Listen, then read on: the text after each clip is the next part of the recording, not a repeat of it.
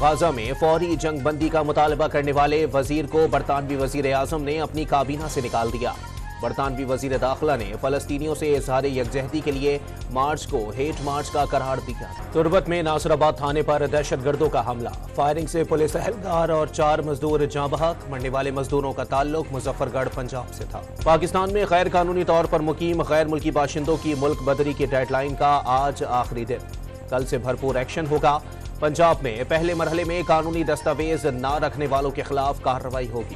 گھریلو صارفین کے لیے گیس کی قیمتوں میں 172 اور درآمدی کمرشل سی این جی صارفین کے ٹیرف میں 200% تک اضافہ۔ گھریلو ٹیرف 100 روپے سے 3000 روپے فی MMBTU ہو گئے۔ سیمنٹ سیکٹر کے گیس ٹیرف میں 2900 روپے، برآمدی صنعت کے لیے 1000 روپے اور سی این جی سیکٹر کے لیے نرخوں میں 1795 روپے فی MMBTU اضافہ کل سے اطلاق ہوگا۔ غازہ میں اسرائیلی جارحیت سے فلسطینی شہداء کی تعداد 8400 ہو گئی۔ شہداء میں 73% بچے شامل۔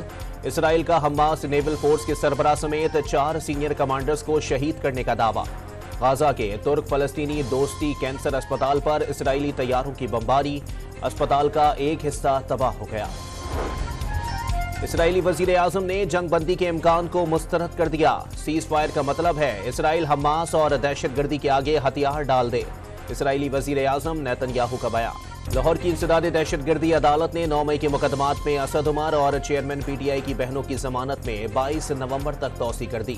ملزمان کو شامل تفتیش ہونے کا حکم۔ اسد عمر کا تحریک انصاف کے ساتھ کھڑا رہنے کا عزم۔ استحکام پاکستان پارٹی میں شمولیت کی دعوت ملی تھی۔ PTI رہنما کی میڈیا کے نمائندوں سے گفتگو۔ مسلم لیگ نون کا اعلیٰ سطح کا اجلاس آج جاتی عمرہ میں ہوگا۔ نواز شریف صدارت کریں گے۔ شہباز شریف، مریم نواز اور حمزہ شہباز بھی شرکت کریں گے۔